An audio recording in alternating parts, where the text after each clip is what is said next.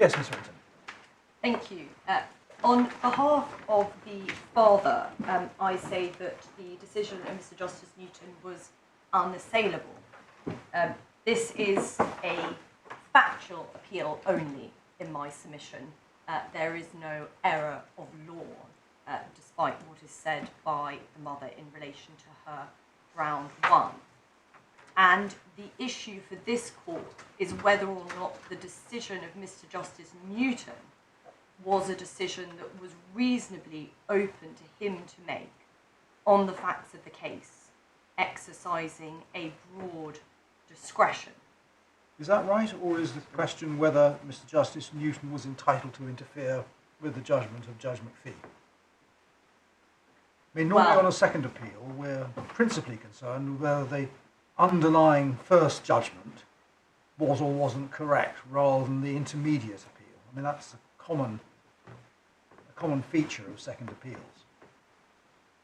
Yes, but I say that when Mr. Justice Newton is considering the judgment of His Honour Judge McPhee, of course, he approaches it from the position of an appellate judge in the first place.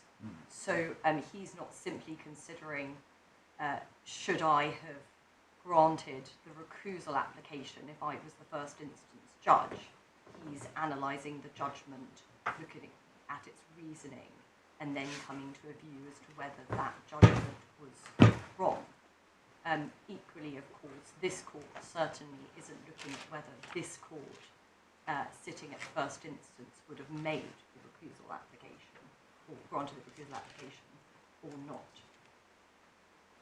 And there, therefore, is something of a distinction in my submission in terms of the approach of the court. There are two main themes, I would say, of this appeal. One theme is, did His Honour Judge McPhee give adequate reasons? And was Mr. Justice Newton entitled to say that those reasons were inadequate, or really that there were no reasons? And we say, yes, he was entitled to come to that view, and that view was correct. The second theme is the case management and other issues, so disclosure and what was going on at a DRA when the father's interim contact was reduced. You heard from Mr. Armstrong that it wasn't reduced, but it was, and I'll take you through the factual points in relation to that. And that theme seems now, as calibrated by the mother, I would say for the first time, to be case management issues that were subsumed by the appeal of Mrs. Justice Arbuthnot. That is an approach that I say is new, not an approach that was adopted by the mother prior to this hearing, but also an approach that is factually wrong, and that factual inaccuracy led His Honour Judge McPhee into error in my submission, and then led to Mr. Justice Newton dissecting those issues in a more careful way on an understanding that all those issues were not part of the appeal before Mrs. Justice Arbuthnot. And in my submission, those issues, so case management and other issues, should be looked at by this court in the way that they were looked at by Mr. Justice Newton, which is holistically and cumulatively, and consider, when you join all the dots and you consider things in the round, whether the Porter and McGill test was satisfied. And that, in my submission, was really the approach that was adopted by Mr. Justice Newton, and which I say was right. Of course, in fact, the lack of reasoning and the issue as to what was before Mrs. Justice Arbuthnot and what was not, those separate themes are to some extent knotted together, because in my submission, His Honour Judge McPhee fell into error by assuming that all the issues were before Mrs. Johnson, for whatever reason, and therefore that may have led him into error in terms of providing inadequate reasoning. Are you happy for your second theme to be described in the same way as the judge described it on appeal, procedural irregularity? It seems to me, says the judge, there is a procedural irregularity. I think what I would say is yes, save that there was also the issue of the contact at the dispute resolution appointment, and the way in which the issue of interim contact ahead of a final hearing was determined by His Honour judgment. Well, that could be treated as a procedural irregularity. So, yes. Accepting it in those terms. Yes, on that basis. Yes. I mean, I suppose I wouldn't necessarily count it as procedural because he was making an interim substantive welfare decision, but I don't have any particular issue in categorising it in that way, as long as all those issues are subsumed. So, so as I was saying, the themes are separate, but they are knotted together in my submission in the sense of how His Honour Judge McPhee then approached the issue of recusal and how Mr. Justice Newton then looked at it in a different light. I said a minute ago that my learned friend had said to you that the issues, the procedural irregularity issues, were subsumed by virtue of the appeal before Mrs. Justice Arbuthnot. But that is not what the mother said to His Honour Judge McPhee. And I'd ask you please to look back at 449. This is the mother's position statement for the adjourned hearing that led to the recusal determination.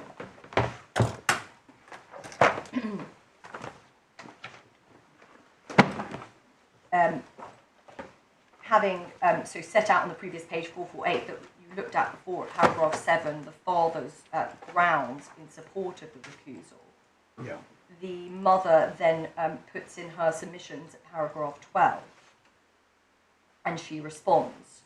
The first points A to C, G and L talks about the judge exercising discretion and case management powers, and then goes on to deal with other issues. But it's not suggested there that all those issues were subsumed under the appeal of Mrs. Justice Arbuthnot. Quite properly, I would say, the mother engaged with all the strands of the father's recusal application. And then, and I'll come back to the judgment of His Honour Judge McPhee in due course, but then if you then look at 489, please, this is the mother's skeleton before Mr. Justice Newton. And paragraph 9, subheading grounds for resistance, goes on to set out the mother's arguments. A talks about an overlap between the grounds and the appeal before Mr. Justice Arbuthnot. But then, again, quite properly, I would say, goes on to deal with other points. B is something that probably we don't need to spend too much time on, because that was about the credibility of the parties, which isn't something that really featured in relation to the approach for the recusal application before Mr. Justice Newton. But C certainly is the point made about case management points. But again, it wasn't suggested before Mr. Justice Newton that all of this was subsumed by the appeal of Mrs. Justice Arbuthnot. And I say that that is a spin put on the position by my learned friend today in an attempt to justify what I say is very clear from these papers, which is that the case management or the procedural irregularity issues were not before Mrs. Justice Arbuthnot. And it can't be said that they were subsumed under that appeal. And that, in my submission, it is the point that leads His Honour Judge McPhee into error. Because in my submission, and I hope it's not trite to say this, but the father put forward clear grounds of appeal before Mrs. Justice Arbuthnot. You have them, you looked at them before at 354. But an appeal court doesn't assume that there are other issues before it. An appeal court deals with the grounds of appeal that are before it. And so the suggestion that earlier points of procedural irregularity were somehow subsumed under that appeal and almost by osmosis got wrapped up in the specific grounds of appeal that Mrs. Justice Arbuthnot was dealing with. Wasn't quite how Mr. Armstrong put it in answer to me before that, was it? I asked him whether his point was that the decisions were impliedly within, the points were impliedly within Mrs. Justice Arbuthnot's judgment, or that they should have been taken before Mrs. Justice Arbuthnot and weren't, and he plumped for the latter. Well, I was going to deal with the latter in a minute, but I wasn't entirely clear whether he was only saying the latter. And I'll deal with the latter in a minute. But if it's the former in my submission, that's an improper way of approaching things, because you couldn't possibly say that earlier points of procedural irregularity were somehow subsumed. If it's the latter in my submission, then that is to miss the point, because it doesn't matter whether the father appealed earlier case management decisions. What matters is whether, when he opted, whether this court thinks it was a wise decision or not, to make those part of the foundation of his recusal application, it was incumbent on His Honour Judge McPhee to analyse those issues and to give reasoned decisions, including potentially discarding them as being relevant to a recusal application, if that was the approach the judge wanted to take when he gave his judgment. And he didn't do that. And in part in my submission, he did it because he was falling into the error of thinking those issues were before the appeal. If Judge McPhee did not give adequate reasons, but when you look at the case management decisions, there's nothing wrong with them, which is one of the things that Mr. Armstrong was submitting, and I think it's the point being made on page 490, little c, that the judge didn't give the mother greater latitude. If the reasons weren't adequate, but there's nothing wrong with the underlying case management decisions, where does that lead you? Must the judge be taken off the case? Well, what I would say is that, of course, you could uphold the decision of Mr. Justice Newton on the basis that he was right to say the reasons were inadequate, and he was right when he joined up all the dots as such to come to a decision in terms of Porter of McGill in favour of the father's recusal application. Yes, of course.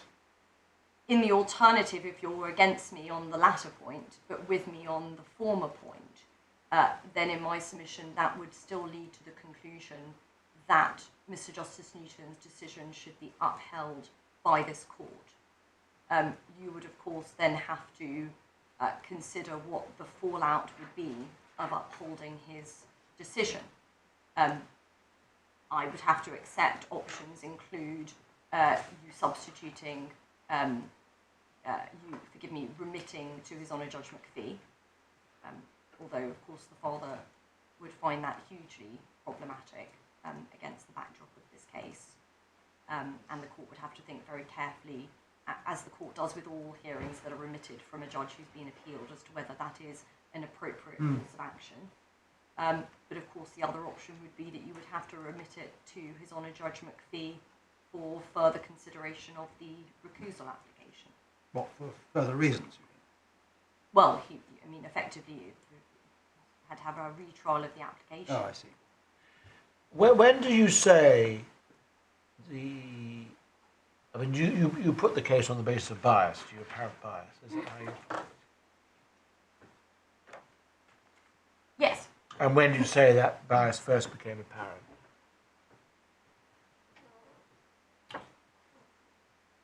Well, I'm not sure that I can answer that. I certainly don't have instructions on when the bias became apparent. I can take some if necessary, but I'm not sure in my submission that I need to alight on when the bias became apparent. Is this a precursor? This application to recuse a precursor for a preliminary step to a further attack on the findings in some form?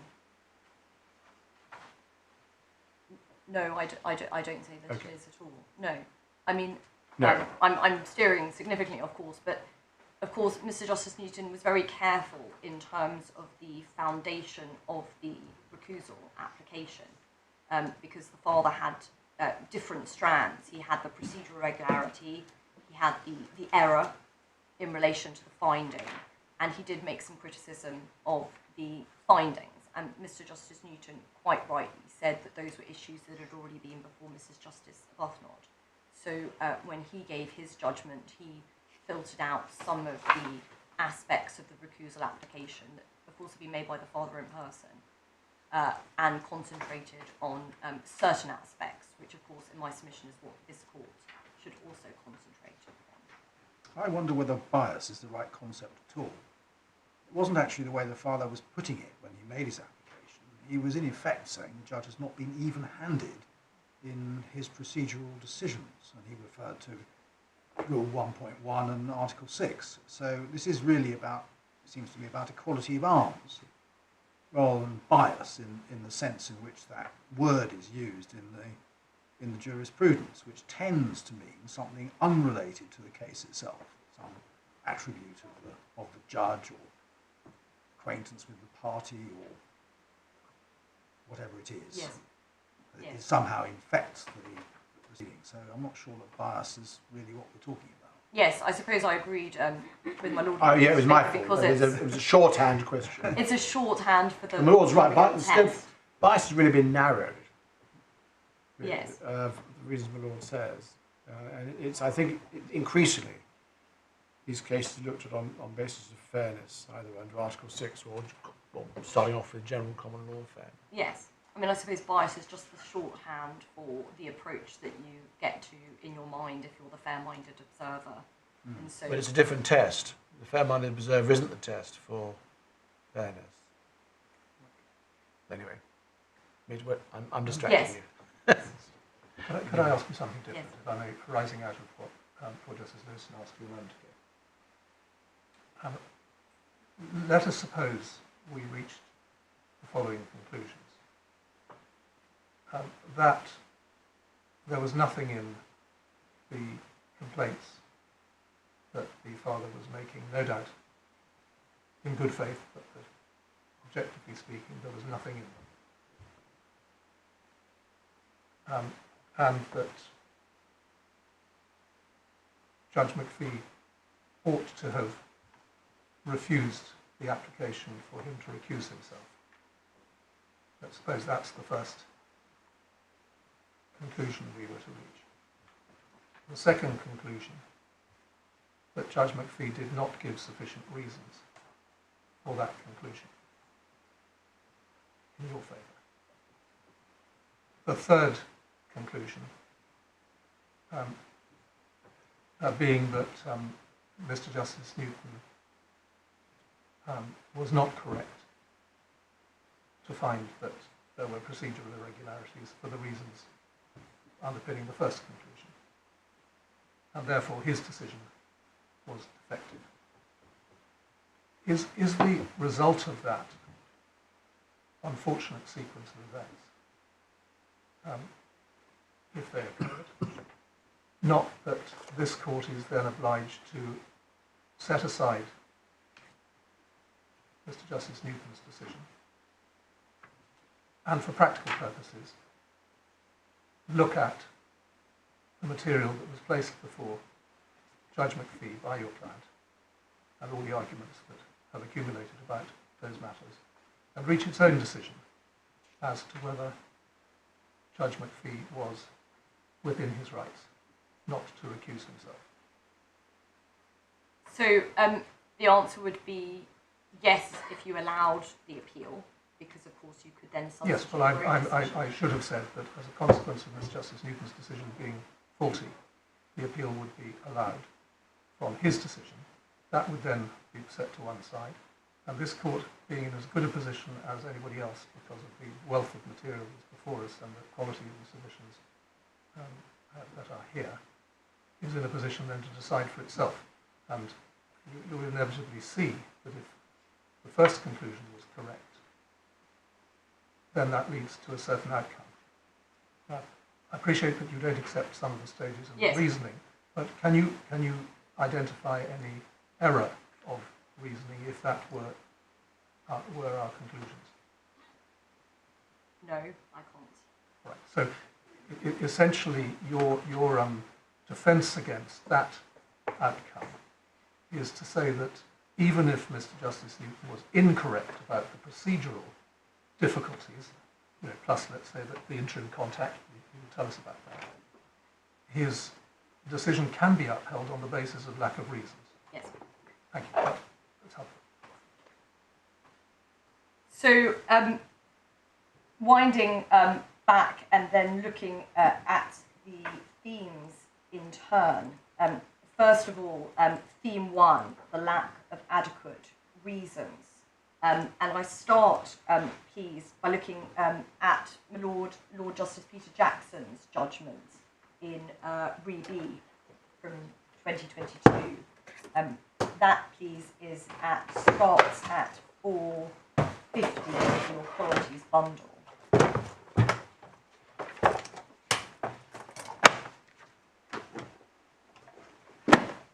And in particular, we then look at the helpful summary from paragraph 59 onwards as to how judgment should be crafted.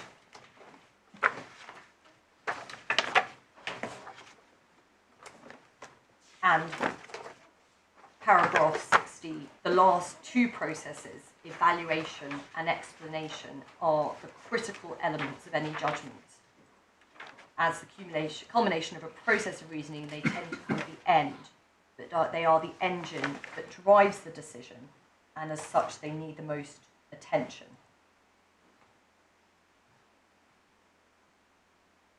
And then Lord Justice Peter Jackson goes on to say, over the page, at the same time, a judgment that does not fairly set out a party's case and give adequate reasons for rejecting it is bound to be vulnerable. In my submission, the judgment of His Honour Judge McPhee is vulnerable on that basis, as found rightly, I would say, by Mr. Justice Newton. He doesn't address any of the procedural irregularity points that were raised by the father, save for dealing with the error point very briefly, and then effectively says everything is caught by the appeal before Mrs. Justice Arbuthnot. And if one looks in particular, please, back at the judgment of His Honour Judge McPhee, paragraph 4 is really what I alight on. Although, sorry, just to go back to Re B, you referred us to paragraphs 59 and 60. I think you might also take some comfort from paragraph 57, where my Lord says, in the penultimate sentence, the court's task is not accomplished by handing down a decision that happens to be correct if it's not also properly explained. Yes, indeed. Absolutely. So when one looks back at the judgment of His Honour Judge McPhee at 162 in the bundle, paragraph 3... Sorry, just a minute, I need to get on to the next file. back to Judge McPhee. So, yes, so 162 of the bundle. Yes. Paragraph 3, he sets out last sentence. He says, some of those were of case management issues. So there's a reference to the case management issues. Some related to the fact that I had found in my judgment of June this year. And then paragraph 4 in my submission is internally contradictory, but also then shows the error of his thinking. So first of all, he says, the reality is that all of these matters were before Mrs. Justice Arbuthnot, which is clearly wrong in my submission. He goes on to explain that the judge found the appeal was totally without merit. Yeah. And then he says the vast bulk of the allegations that the father makes were considered by the learned judge in respect of that appeal. That is also wrong, but clearly contradictory with the first sentence. And then he says those case management decisions... Sorry, I don't understand why they're contradictory. They may both be wrong, I understand that, but why are they contradictory? Well, I suppose they're contradictory in the sense that at one point he's saying all of the matters, and then at the other point he's saying the vast bulk. Oh, I see. So, but I mean, they're both errors in my submission. And then he goes on to say those case management decisions, fact-finding decisions, and so on, specifically, and then he specifically relates to talks about the error. And then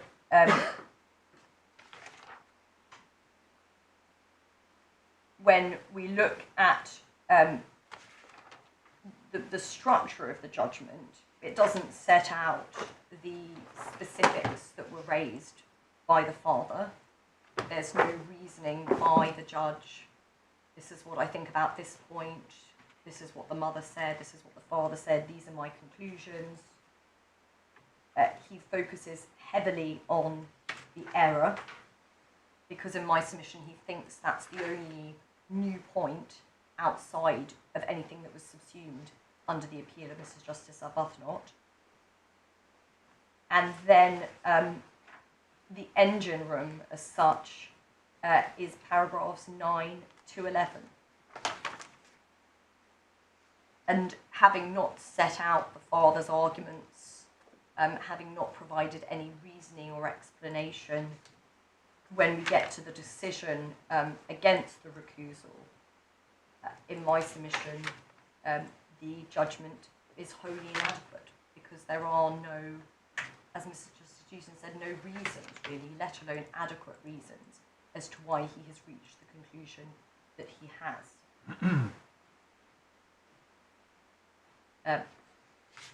It was suggested this morning, a few things were suggested. One, which was that the father should have raised the case management issues at an earlier stage. In my submission, that's irrelevant to this analysis that his Honour Judge McPhee had to do. And there was also a suggestion that potentially it was so obvious that he didn't need to provide reasons. And in my submission, he still had to provide reasons, however obvious it might have been. And in my submission, it wasn't obvious in any event. These were quite thorny, sort of complicated procedural irregularity points that the father had put before the court. Well, what was the best one? That he then needed to analyse. Yes, I mean, you say these were thorny points. What was the best one? Well, my lord, I will endeavour to answer the question, but I will preface it by saying that I think that the difficulty is that the court should look at them cumulatively. Yes, I understand that, but nevertheless, I mean, just so that we have in mind what you say by thorny issues. Yes. Which is the sharpest thorn? I think the best point, if I had to alight on one, was the reduction in the contact at the dispute resolution appointment. Right. So have we looked into that yet? No, we haven't, because the way it was presented is quite different in my submission to what was happening. Right, which date? Yeah. But your overall point is it's death by 1,000 cuts. Yes, well, that's my theme too. But yes, my theme one, if I can just stay on track for a minute, is that quite clearly the judgment was flawed in terms of an inadequacy of reasoning. And so when Mr. Justice Newton says at paragraph 36 of his judgment, and your reference is 252,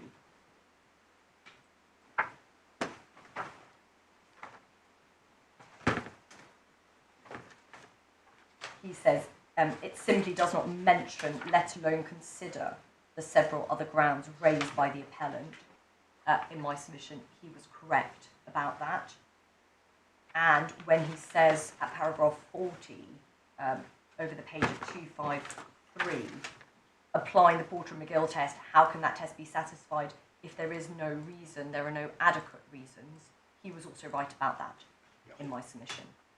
And to finish the point, the shield from the mother is that this is the territory of Piglowski, that these are exigencies of daily courtroom life. And in my submission, this judgment is a far cry from falling under that umbrella in circumstances where the judge adjourned it for a week, he listened to the recording, he had detailed oral submissions, he had a clear note from the mother's counsel as well. So in my submission on that basis alone, the appeal should be dismissed. There is then theme 2. So theme 2, of course, as I've already said, are the issues of procedural regularity and the way in which it was approached in terms of what was before Mrs. Justice Arbuthnot and what was not. And I wanted to spend a bit of time just looking at the strands that the father had put in support.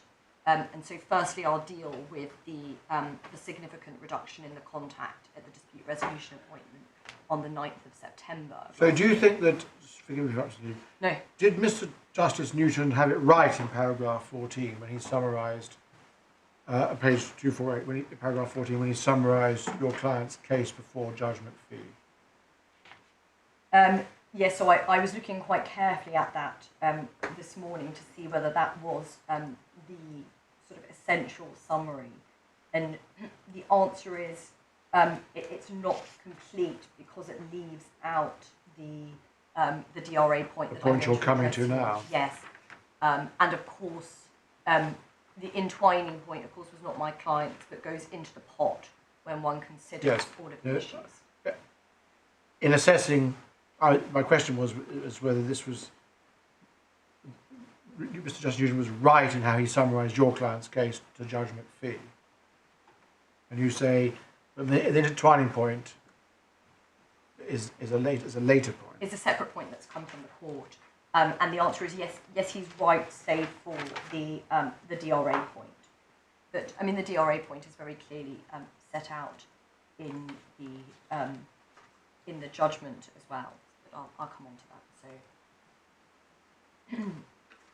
So in relation to the DRA, so the DRA was on the 9th of September of last year. The order is at 399 onwards. The interim child arrangements order that applied pre-DRA, because there was a big hiatus because of the fact-finding hearing and then the adjournment of the original fact-finding hearing, is the October 2021 order, which is at 286. Which do you want us to look at first? Could we please look at the October order first? 286. So 286, paragraph 2 of the child arrangements.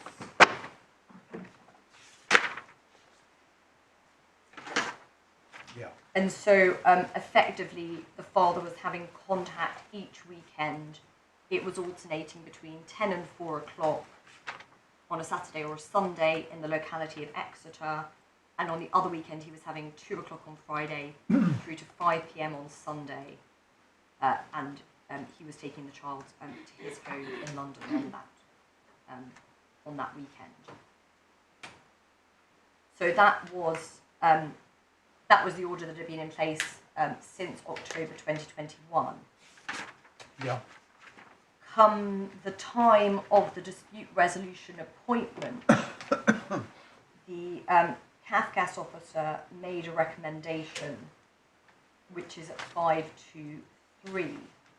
This is the addendum Kafkas report, so the one that was prepared post fact find. And that recommendation in terms of contact is at paragraph 32. So alternate weekends only in Devon. 523, did you say? Yes, sorry. Forgive me if I'm going too quickly. So 523, this is the addendum Kafkas report. Are there any change to recommendations? Yes, and then paragraph 32 is the contact. Right. So the Kafkas officer recommends alternate weekend contact, Friday to Sunday, if the father can do that, or just a Saturday in Devon. So that's a reduction from what the father had had since October 2021, as well as a change in terms of location. The father opposed. Sorry. Just explain that, would you? The child was having alternate.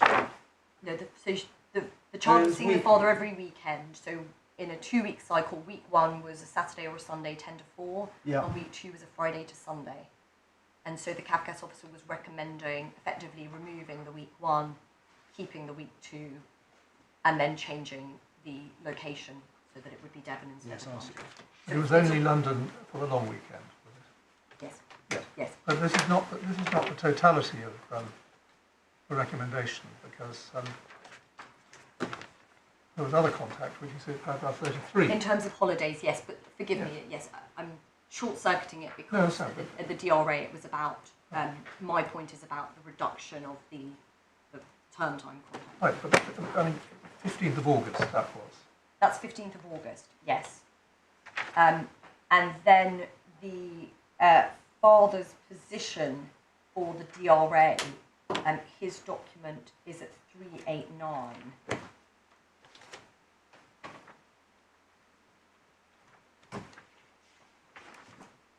His document starts at 385, but the relevant bit for the purposes of this point is at 389, paragraph 34. So he says A, weekly contact to continue as per the status quo, and then B, overnights to increase to 3 nights. Yeah. And then he makes reference to holidays. So he clearly wasn't agreeing with the Kafkas officer's Yes, and recommendation. in the long term, he wanted the child to live with him, paragraph 32. Yes.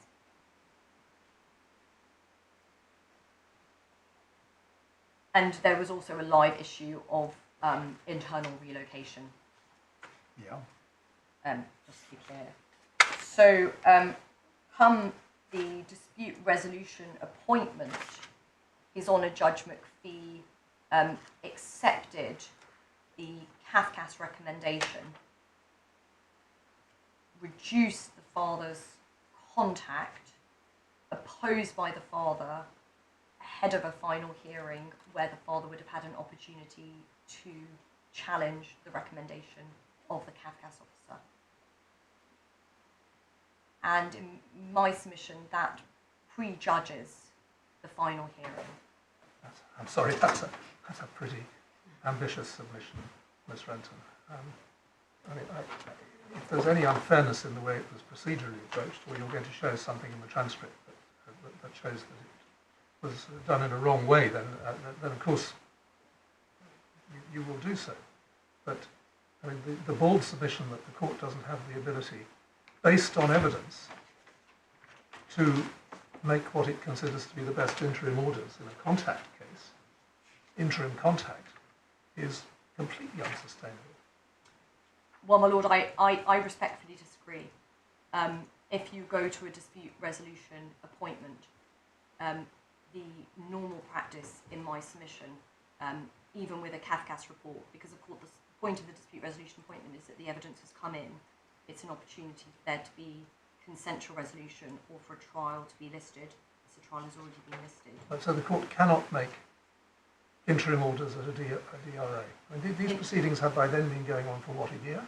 In my submission, the extent to which a court should make interim orders at a dispute resolution appointment when a report is challenged by another party ahead of a trial at which that party will have the opportunity to challenge the recommendation, putting in place an order which agrees with those recommendations, is in my submission a position that a court normally doesn't adopt at a dispute resolution appointment. Well, is your submission the judge had no power to make the order to you? No, I'm not saying that he didn't have any power, but I'm saying in the circumstances where the Kafkas report was going to be challenged by the father at a trial, the father opposed a reduction in his contact, which of course was quite limited by virtue of the geography in any event. Well, there seem to be two separate points that you're making, but you're wrapping them up in one. One is the judge shouldn't have made any order at all because the Kafkas report was being challenged. That's point one. Point two is the fact that he did make an order, as you put it, prejudges the final order. That I don't see at all. I mean, the court is always making all sorts of orders on an interim basis, which in no way prejudge the final outcome. Well, I don't accept that because in my submission there is a difference between whether the court technically has a power and what the court should be doing at a dispute resolution appointment based on a Kafkas report that would still need to be challenged because that was the father's right. It would be open to at the final hearing to the court to reverse its decision and indeed to have moved on as far as moving residence to your client. It would in theory, but in my submission, the reality is if you have a Kafkas recommendation in favour of a reduction of contact and you oppose it, and a judge at an interim hearing puts in place that order, that does prejudge the final hearing. And in my submission, that's why at dispute resolution appointments, judges normally refrain from making these sorts of orders. Did the father appeal this decision? I accept that he didn't appeal it, and he was in person, and these are, of course, interim decisions. But in my submission, he's entitled to say that has a feeling of the situation having been prejudged. I haven't got it to hand, but there are countless cases with dictum judges, I'm sure I've said it, I'm sure my Lord said it, about interim contact not being decisive. It holds the ring, it does the best the court can do on an imperfect basis, on the basis of a limited appreciation of the evidence for the welfare of the child. It doesn't prejudge the final decision. Well, in my submission, I mean, I would say that this is not a particularly uncommon submission for someone to make at a dispute resolution appointment, because in essence, although in theory you could then row back and increase the contact at a final hearing, one would say, what was the point of having the trial and challenging the Kafkas report if the judge has already put in place the recommendations of the we don't want to get into the merits of the contact reduction particularly, but the little boy was how old at this date? He was 3. And I haven't analysed why the Kafkas officer was making a recommendation. I mean, the judge removed the contact in the alternating weekend when the father was travelling to see. The judge's order following this hearing was on the 2nd of September, I think, isn't it? 401. On the 9th of September. And at page 400, in paragraph 5, the judge makes a finding that it wouldn't be in the child's best interest to make this journey, but noted this was not indicative of any final decision having already been made in these proceedings. Yes, I mean, what it doesn't... my focus in the submission is less about the travel and more about the reduction of the other week when the father was travelling to see his son. Ms. Renton, if you look over the page, at paragraph 14, the judge then makes provision for contact in London Half term. over half term and over Christmas. I mean, this is, I anxiously focus on the real issues here. Your client asked for an increase at this hearing. I appreciate he's not a lawyer, but he asked for more contact. So he was perfectly prepared to go into court to get more, but he's now complaining that it's unfair that he got somewhat, although as far as I can see, very little, less. What's wrong with that? Well, my lord, I don't think my submissions are going to get better for repetition. But I have made the points that I do. But I would say that these are not unusual submissions made at a dispute resolution appointment. And I appreciate I don't want to become too anecdotal, but the extent to which courts, at first instance, make interim orders at a Vahudra or a dispute resolution appointment is a source of quite conflicting approaches. But your focus here is on what the judge decided, nothing to do with the transcript or what might have been said during a hearing. No. This is simply on his Yes. decision. Yes, that's right. Which was, you say, unfair, and indeed you say it is the most strongest point. The Lord asked you what was your best point, and this Well, is he your did. best point. Yes, he did. But I continue to make the point that I don't seek to put a hierarchy on the points, and that I see them as a constellation of factors coming together that leads to the fair-minded observer saying that there was an appearance of bias. So the judge who makes the adjustment to contact in the way that my Lord has illustrated, interim contact, qualified in the way that he did that it's not a final decision, on the basis of a welfare report, having regard to Section 1 of the Children Act. You say the way he did it was unfair, and that's your strongest point. Against the previous background of the case and the approach of the court, yes, but not in isolation. Well, of course, he had the findings by this point as well, didn't he? He had the findings, but he had the other points that I'll look at. But it's a constellation of factors, and so although it might be tempting to cherry pick one and say in isolation that doesn't seem unfair, it's the constellation of factors combined that lead to the determination. Well, we did ask you to show. We did ask you to identify the island on which you report. I Yes, suppose. well, so we mustn't. I'm here to assist. But that is one point. The other points then are really, I would say, the points in terms of the filing of evidence are points about latitude. So latitude to the mother over the father, and a perception, therefore, of an uneven-handed approach between these parties. Is this a 3 weeks versus 4 weeks point?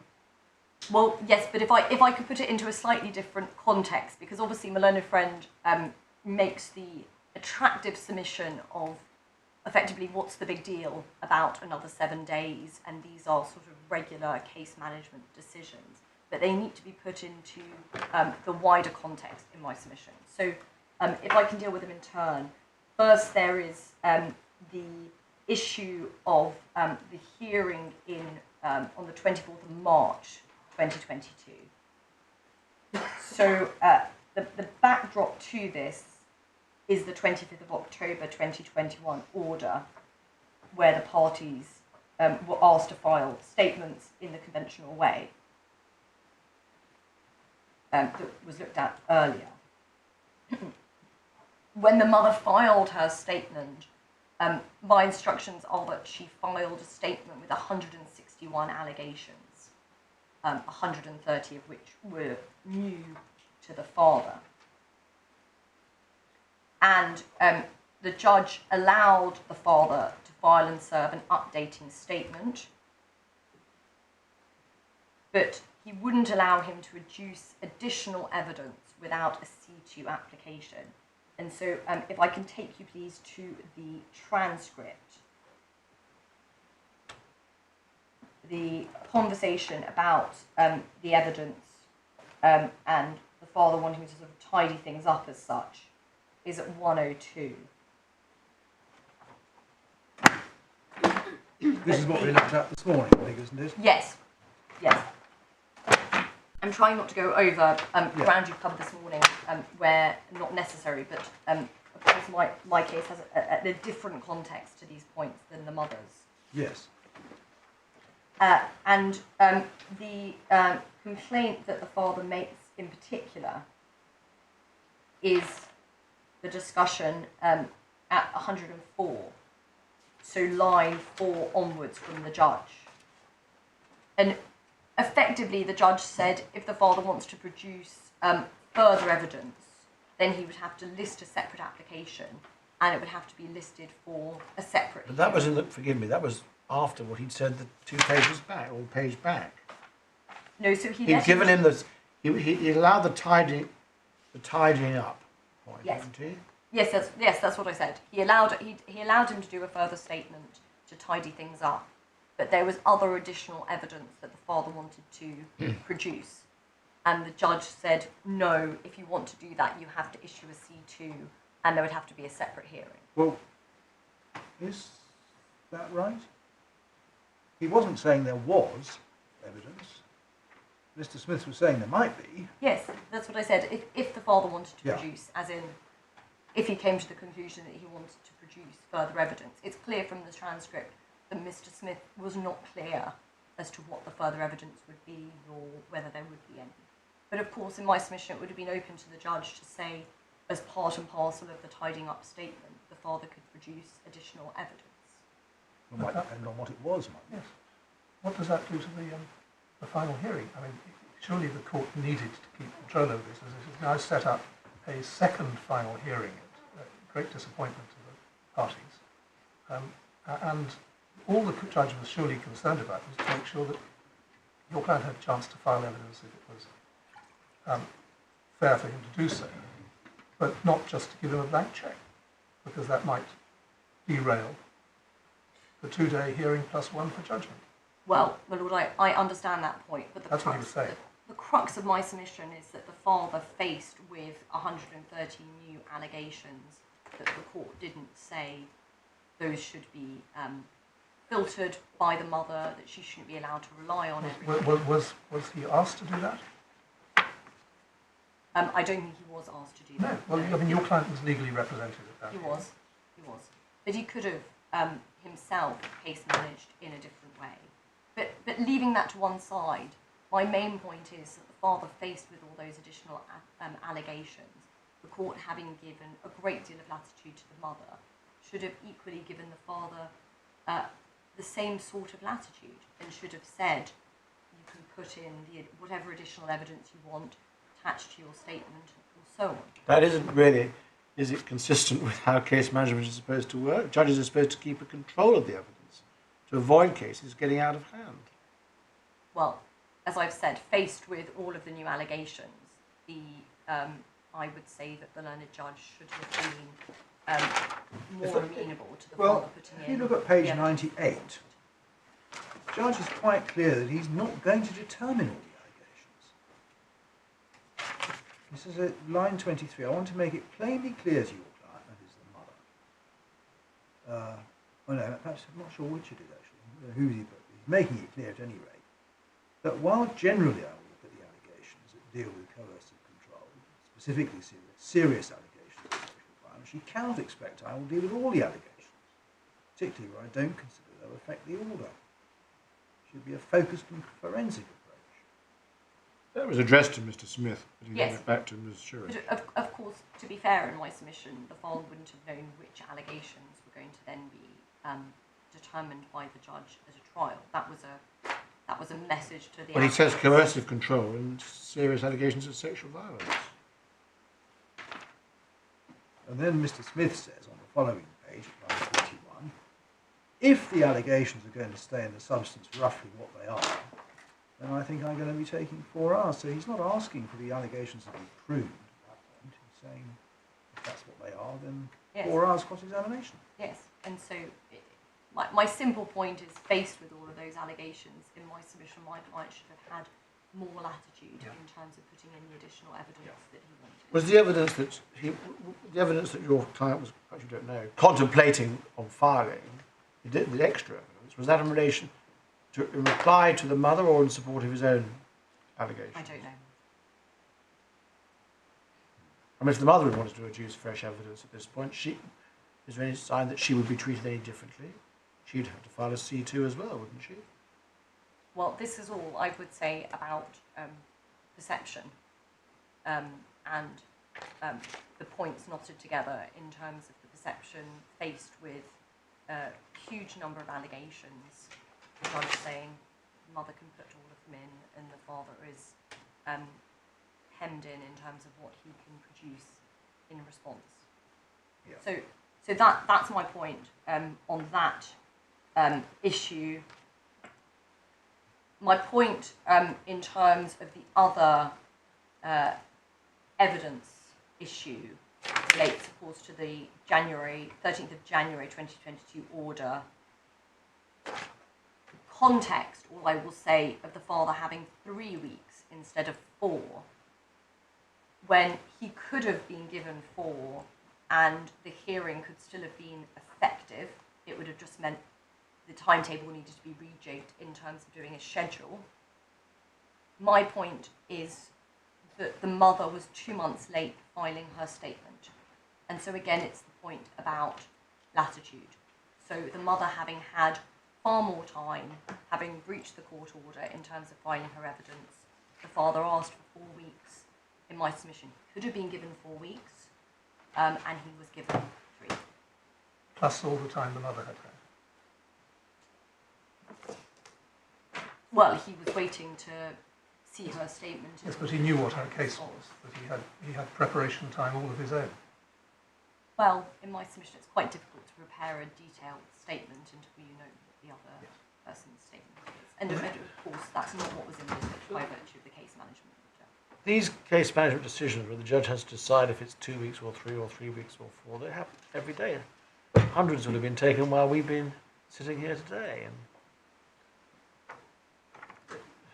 your case is that this is evidence of unfairness, is it? Yes, that's my case.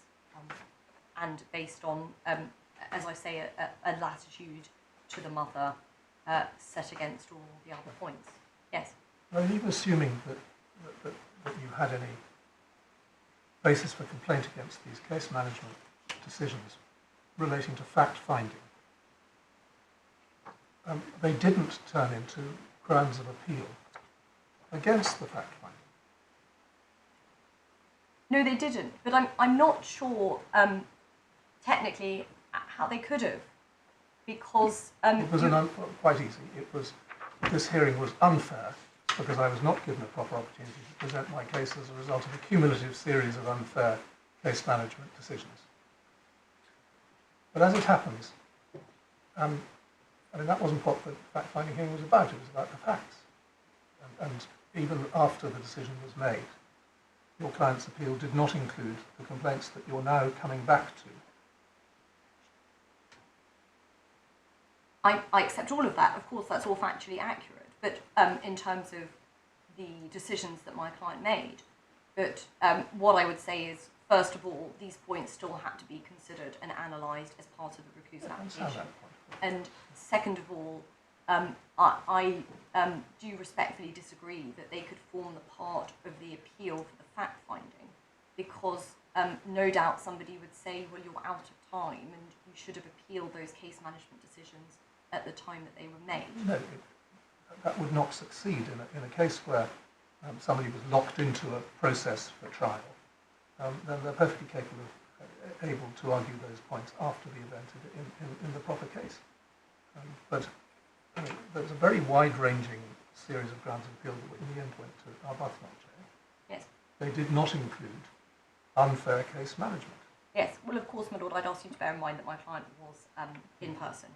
But if you look at the discussion that took place between the father and Judge McPhee, we've got it on page 87. He makes the point that the mother's had a long time to do all this, and then he says, page 87, line 26, effectively, I have 2 weeks to prepare my whole case and go through disclosures. It's simply not right. Fair enough. Judge, all right, tell me how long you think you need. father. I want to retain the fact-finding hearing, so I need these 3 weeks, ideally 4. And the judge says, all right, have 3 weeks, that's what you want. And what's unfair about that? Well, but Lord, again, I'm not sure my submission is going to get better for repetition. The point was, in the context of this case, the father could have had 4 weeks. Well, he's complaining about 2 weeks, and the judge accepts that complaint. Yes. Yes. Well, that's his point. Yeah. He should have been given 4. Right. So, moving on, there is then the issue of the document being withheld. Can I firstly say in relation to this that although this was referred to in the father's skeleton argument before Mrs. Justice Arbuthnot, it didn't form part of the grounds. So my case is that this is not technically subsumed under the appeal of Mrs. Justice Arbuthnot. You say documents withheld. There's only one, I think. No, I then said an email. An email. Yes, I just say an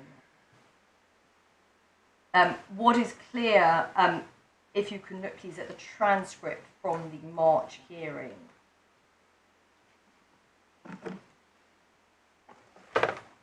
What seems clear from the discussions about this document? We're page 112 and following, are we? Sorry, so if you look please at 114. 114.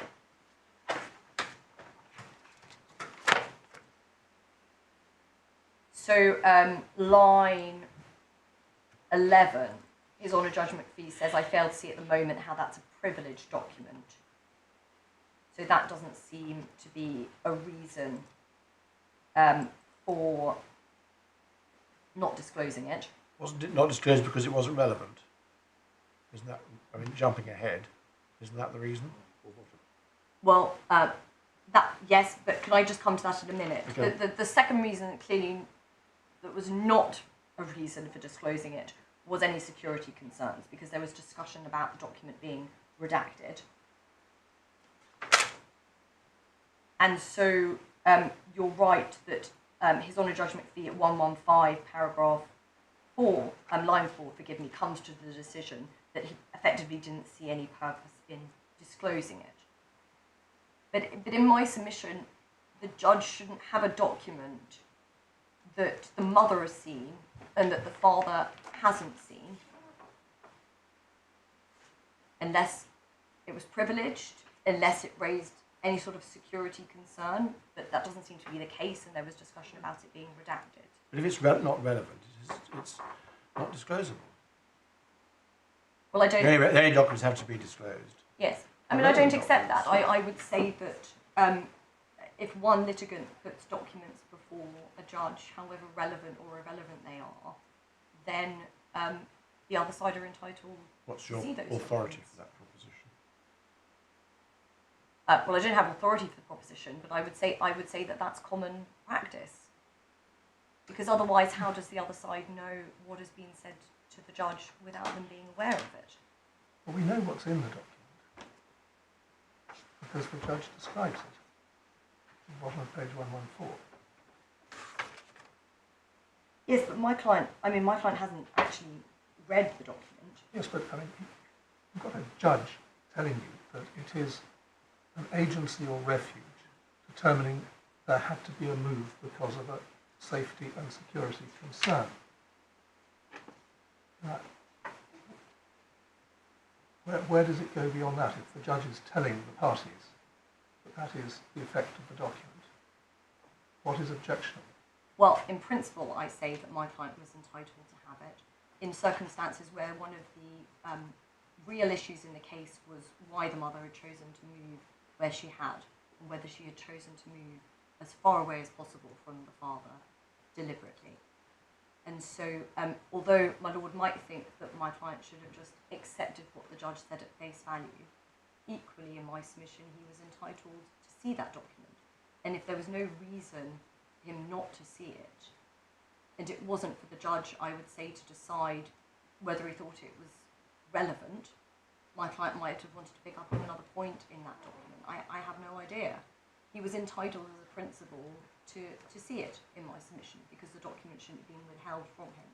But again, it's the perception point coupled with all the other points in terms of how a fair-minded observer would consider these, whether there was inequality of approach. And it's all the points joined up that lead my client to make the recusal application. Yeah. And of course, the perception in my submission is important when you then look at the test that had to be applied. Can I ask you about this test? What is the test? Is the test, has the judge treated the father fairly in his conduct of the proceedings? Or is the test, is there a real danger that the father will not have a fair trial of what is left to be decided? Because they may be two different questions.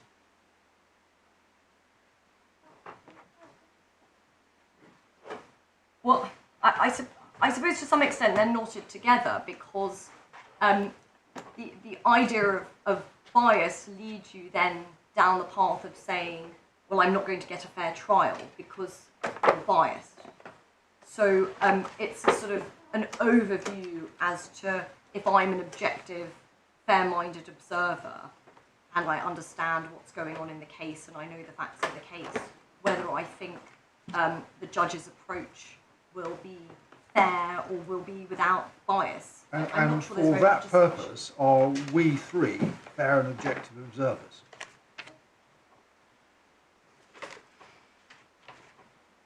Yes, of course. Of course, yes. But, I mean, I suppose when the litigant makes the recusal application, they, of course, don't approach it in the same way as a Court of Appeal judge. And so the fair-minded observer obviously has an understanding of the circumstances of the case, but a fair-minded observer isn't necessarily a Court of Appeal judge. A fair-minded observer may be somebody with far less legal training and more of a pedestrian understanding. And in that context, it has to be considered. Otherwise, probably the test would be far too high. And it's usually expressed as being somebody at the back of the court rather than somebody at the front, I think. Yes, exactly. And so when the Lords think about these points, I would ask you to bear that in mind as well. So the last point then in relation to the procedural irregularity is what we're terming the entwining point. So, of course, this was a point that was raised initially by Mrs. Justice Morgan and then was picked up by Mr. Justice Newton.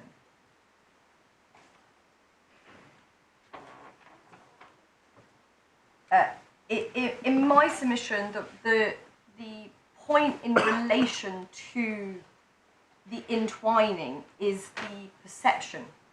So when the judge adjourned the recusal application, my client specifically said that maybe the recusal application should be dealt with separately. And that's in the transcript at 150. And he was shut down quite quickly about that. So I'd ask you just to look at that, please. My client says line 15, should it not be more appropriate, Your Honour, just to focus on the application of recusal rather than in the next hearing out? And then effectively the judge says no, and he was going to deal with the two issues. We're looking at the 16th of September here, are we? 16th of November. I mean November, forgive me. Yes, 16th of November. So he specifically raises whether the judge should deal with the recusal separately. The judge says, no, I'm not going to do that. And can you just clarify, this was an ex parte application without notice, is that right? The recusal application? Yes. Made, and the first inkling the judge would have had of it when your client mentioned it Yes. in the middle of his submissions about the flu treatment. Yes, that's right. Why do you say shut down? I mean, one sees transcripts where people are shut down, but I mean, it's simply Well, because the my suggestion finding, is made by your client. The judge doesn't accept it. Seems to be dealt with in a perfectly businesslike way. well, of course, some things do get lost when you read the transcript as opposed to when you're there. But that was clearly the father's impression, and you can see that he wasn't able to finish his sentence before the judge intervened. Which line are you on? So he says line 15. 18 to 20. 18 to 20. Yes, Okay. and then he goes on. But this the point about it being an ex parte application, without notice application, produced without notice to the party, in the middle of a hearing, I mean, that isn't, of course, your client's in person. It wasn't, that's not how an application to recuse should have been made. It should have been made on notice, probably with a fee. But anyway, certainly on notice. Isn't that relevant to how the judge then chose to deal with it? Well, my submission on this is irrespective as to how the application came about, and unfortunately these sort of things happen. The judge should have stopped, frozen the whole proceedings. Well, that's an emotive word. He should have said, right, well, we won't deal with the recusal application, the flu treatment issue now. We'll have a separate hearing on recusal. I'll give a judgment on recusal, and then at a later date we'll have another hearing on flu, depending on my decision on recusal. Well, that's one option, but I'm going to proffer another option. But before I do that, can I just make the principal point I say in terms of the entwining issue is the perception of adjourning the recusal application and listing it at the same time as dealing with the substantive issue, and the perception that because of that approach to listing, it was likely that the judge was going to refuse the recusal. I mean, it could be said that the reason there were intertwined proceedings at all was that your client had raised the recusal application in the way that he did. I mean, the flu treatment, I don't know how urgent the flu treatment issue was, but Well, it the wasn't. flu season was coming along. Why did your client need to have the recusal application dealt with before the flu treatment application? The flu treatment issue it wasn't the most contentious issue in the case. Your client, why did he need to have the recusal issue dealt with there and then immediately? Well, so my lord, I would say first of all, if you make a recusal application, then the judge would have to deal with that effectively as a preliminary issue. Because of course, if the recusal application was successful, then the judge shouldn't be going on and making any other decision. Well, that's what he said. Indeed. If I do Yes. recuse myself. So your complaint is what? The notice of listing that the court gave? Is that? No, forgive me. I was answering my Lord Justice Baker's question as to why he had to deal with the recusal first, why he could not deal with the flu vaccine first. So that's my answer on that. Much as it's not a perfect analogy, but by analogy, say somebody in the middle of the hearing or at the start of a hearing without notice says, actually, no one's thought about jurisdiction. It's been 6 months, and actually there's a preliminary issue of jurisdiction. You would clearly have to deal with that first before you then dealt with the flu vaccine or whatever other substantive decisions. Yes, well, if somebody raises an issue of jurisdiction, you say, yes, well, I'll deal with the issue of jurisdiction, and then if I've got it, I'll go on with the case. Well, I So what is your alternative yes. suggestion? So my alternative, so my first principal point is that the entwining of those issues as a principle would have led to the perception. They weren't entwined, whatever anybody may say about it. They were listed sequentially. And your point, which I'm bound to say hadn't occurred to me, but I now understand it, is that mere listing sequentially gives your client a perception of unfairness. Yes. Because the judge is there in order to decide something that he may not be, it may not be appropriate for him to decide. Yes. Like there's that one. Now, I interrupted you. Say, what is the alternative for the judge in this situation? So the alternative, I would say, because I don't say as a principle automatically the judge has to list things separately. What I say an alternative could have been is that if the judge was going to list things for the same hearing, that the judge could have said, for example, I'm now going to grant the mother's application for the flu vaccine, but that order isn't going to be activated or say 21 days, to allow for the possibility of the father appealing the recusal decision. In other words, therefore, the substantive welfare decision not coming into fruition until the time for appeal. Right, so the had father then has expired. 21 days to appeal, and I note that he used all 21 of them in practice in this case. And he has, because that's when he appealed, the 14th of December, he's got 21 days to appeal, he puts it in, and then he's got however many months, it turned out to be January, until that application is met, and thereby we're in the spring. So, of course, it's open to the judge to do that, but it basically hands to the particular litigant, I don't say your client in this way necessarily, the opportunity simply to kick it into the long grass for 3 months. Well, I accept, of course, that that could be a possibility, but I would say that that was procedurally appropriate and proportionate in light of the seriousness of a recusal application. Every time a recusal application is made, you're saying?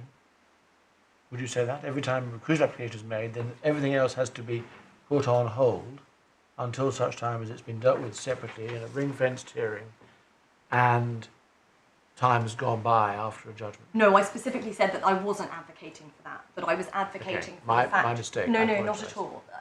I'm sure it was my fault for not being clear. But that I was specifically not advocating for that because I recognise the inherent difficulties with that. What I was saying was that the decisions could be listed sequentially, but the decision, if a recusal was refused, the substantive welfare decision was made, then that decision shouldn't be activated until the appeal time had expired. Sorry. Much as you would do in an adoption case. That there would be time between the refusal of leave and then the final adoption order being granted. So it's not unheard of in my submission for the court to... Well, it might depend on what kind of order was being sought to be challenged. I mean, an adoption order is a pretty final order compared to a nasal flu vaccination. I of course accept that, but in my submission, if we're dealing with principles in terms of case management, then the principle still applies. So if there is an application to recuse at the beginning of a trial, as there was in the Watts case, and the judge refuses, hears the trial, makes a decision, then any order made should be stayed? Yeah. Because otherwise, the difficulty is that you're then effectively cutting off the appellate remedy for the recusal application, which is a serious application. In my submission, the bigger principle is probably that the recusal application is serious than whether or not the nasal spray vaccine was of the most serious kind, but it was still an interference with the child's health. So that in my submission then meets the needs of robust case management, but also the overriding objective in terms of being fair and just. And certainly His Honour Judge McPhee didn't adopt the approach that I was suggesting, and so that is how we put the case on that. And those are the different strands that the father relied on in respect of the recusal application. They are what is then considered by Mr. Justice Newton when he considers the father's appeal. And in my submission, he rightly steps back and looks at those issues cumulatively and holistically, in the face of him being clear rightly that they were not all before Mrs. Justice and comes to a decision in my submission that is unassailable. Yeah. That, may I just turn my back for a minute? Yes, of course. But apart from that, that is the father's case.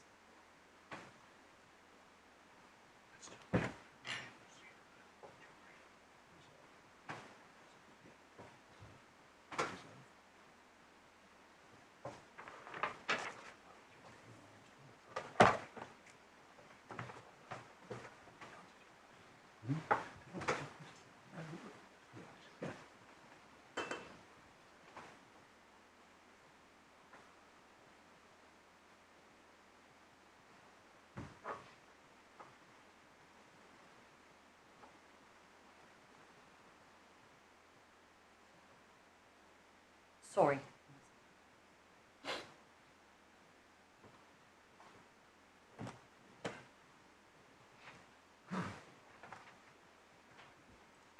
Sorry, could I just have 30 seconds to just take some instructions? I'm sorry to turn my back for so long.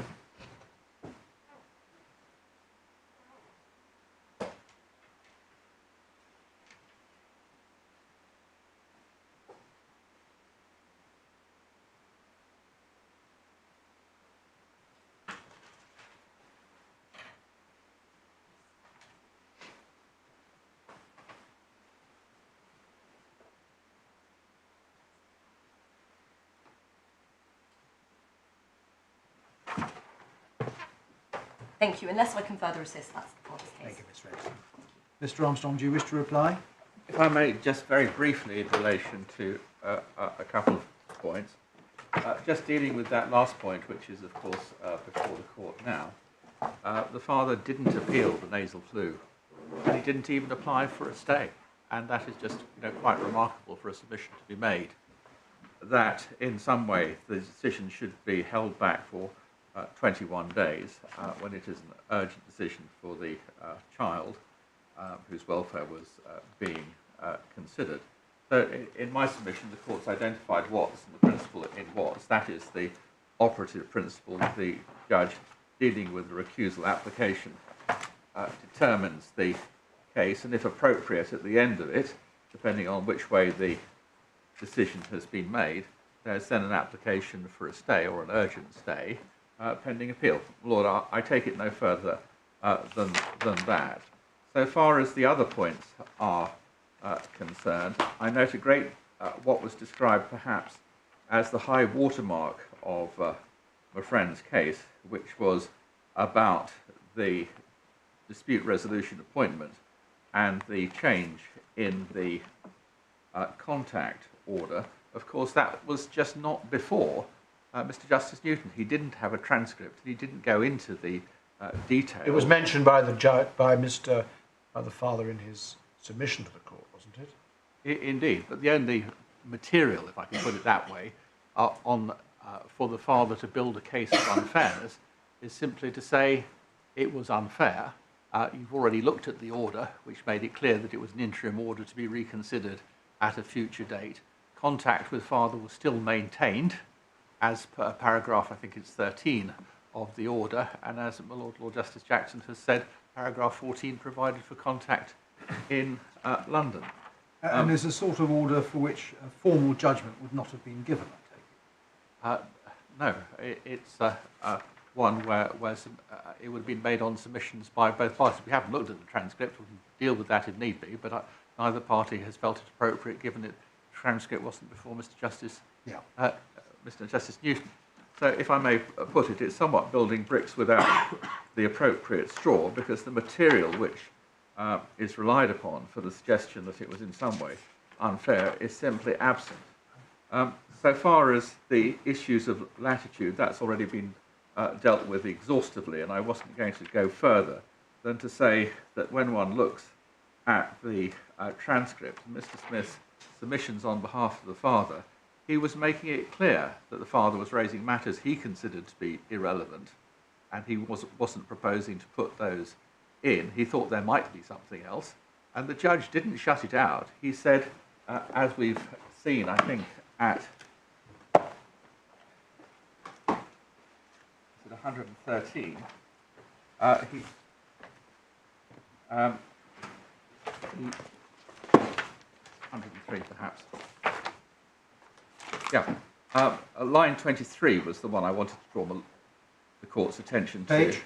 Sorry, page 103, line 23.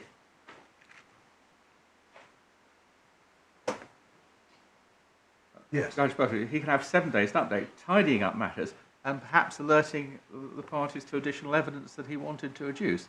And of course, the unfairness which is being alleged is not a case where father has said, on appeal, I was precluded from giving evidence, and it's not a case where father has come to court on the 6th of June with an important piece of evidence, said to the judge, this should be admitted in evidence, I know it's late, or what have you, please adduce it in evidence, that being rejection and forming a ground of appeal. It's simply did not happen. So these suggestions of apparent unfairness are, in my submission, completely illusory. As one moves back to the beginning of my friend's submission, I think this is an important point for the court. My friend approached the matter that in some ways that this was a discretionary exercise. The difficulty about the Porter and McGill point is if bias or a perceived bias is there, then the judge is duty bound to recuse himself. It is simply a binary choice, one or the other. It's not a discretionary choice. If it's made out, one thing. If it's not made out, he should continue with the case. So those points in relation to discretion and so on, and the way in which the matter is approached, certainly within the first ground of appeal, simply do not apply. Which leads on to the second point, which my Lord's tested with my learned friend, which is what happens if the court comes to the conclusion that the reasons are inadequate. My Lord has already my submissions in relation to the adequacy of that. I'll just touch on them briefly. But to deal with this particular point, what if the reasons are inadequate? Well, in my submission, the court is then in a position of performing the evaluation exercise. It is one for the appeal court, which is in just as good a position as the original judge, to come to that decision. And I'm going to invite the court to say, even if the court comes to the conclusion that the reasons were inadequate, on a proper examination of all the matters which were relied upon before Mr. Justice Newton and are relied upon for the purposes of this hearing, that it was a fair decision, whether the father was in no way disadvantaged. There was no real possibility of bias. I use that word, real possibility of apparent bias, stressing the word real, stressing the word objective. And my Lord, I think, approached it in a slightly different way, but I'm bound to say that the way in which it's been approached at every stage of this hearing is it's pure Porter and McGill as opposed to unfairness. But even approaching it on the basis of, was this an unfair hearing, my submission is that all of the hearings had been fair so far as the father is concerned, and no improper advantage or disadvantage, conversely, was given to the father. So one comes, I think, to the final proposition, which is where one is looking at Lord Justice Jackson's judgment. The adequacy of reasons. Yes, indeed. Page 462, I think, is the paragraph, and it comes in two different ways, because as one can see from paragraph 53, the court had, or paragraph 52, the court had come to the conclusion that the judicial analysis was wrong, but remitted the case. So that clearly was one of the options where the court comes to the conclusion that it is inadequate reasons have been gone. Of course, the court can remit it back to His Honour Judge McPhee, but a certain amount of time has taken place, and in my submission, the proper course would be for this court to evaluate the issues and perform the redetermination. But, my Lord, paragraphs 57 and 58 are the ones which, 58 and 59, are the ones which have been relied upon. And, of course, the court there is dealing with a full-blown fact-finding hearing where the court had come to its decision. So the paragraphs have to be read in the light of the particular decision that the court is dealing with. What do you make of paragraph 55? The appeal succeeds because the judge's reasoning does not sustain his order. The decision is unjust because of a serious procedural irregularity. That seems to be directed to the reasoning, isn't it? Lord, yes. If the court comes to the conclusion that the reasoning is flawed, then there is a procedural irregularity. But where Mr. Justice Newton went wrong was he stopped there and said, well, where do we go after that? I've come to the conclusion that the judge's reasoning. I have to exercise my evaluation of what the decision was following on from that. But to return to the point about paragraph 59, one has to bear in mind that that's relating to the judgment in that case, which was a fact-finding hearing, which had, I think, taken both some time to actually arrive at and some time for the decision. But the decision which the court is considering is a brief judgment here, but where the facts, the underlying facts, are clearly set out within the judgment of Mrs. Justice Arbuthnot in terms of what happened. So that is the background. The issue to be decided, articulate the test which had to be applied. Well, it's been suggested by father that it's the Porter and McGill case. Note the key features, in my submission, the key feature is, of course, the appeal to Mrs. Justice Arbuthnot.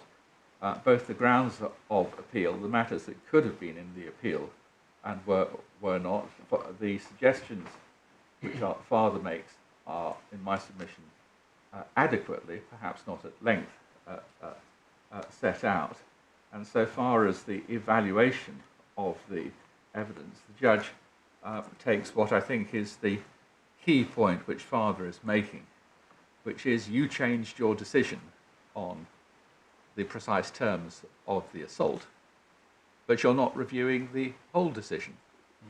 And in my submission, that being essentially the gravamen of what the case was, the reasons which are given are adequate.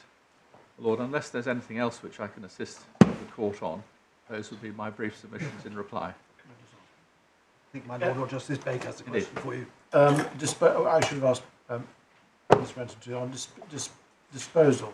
If we dismiss the appeal, the matter is listed. Is the matter listed for a welfare hearing before another judge, before Judge Middleton Roy? No, nothing's listed at the moment. Okay. And if we what would you? Will there have to be another another case management hearing? There'd have to be a directions hearing. Directions, a case management hearing, whatever our decisions. Yes. That's the answer. Thank you. Of course. If we're with you, then it would be back to Judge McPhee. But whichever way it is, if the reasons of His Honour Judge McPhee as to the original judgment stand, which is the point which was accepted in argument by Mr. Justice Newton time and time again in the course of the case, then whether it's His Honour Judge McPhee having had the huge advantage of seeing the parties and noting the dynamic of this particular case, or whether it's going to be some other judge who has to reinterpret those findings. Thank you very much. Well, this is a second appeal, so it wouldn't have got permission unless it raised an important point. We will therefore reserve our judgment. You will get a draft in the usual way. It comes with an embargo, which means exactly what it says. It can be released only to those whose names and email addresses have been given to the court before the hearing started. It will be your opportunity to correct our English, but not our reasoning, and we would hope that in the light of the draft you will be able to agree a form of order disposing of the appeal.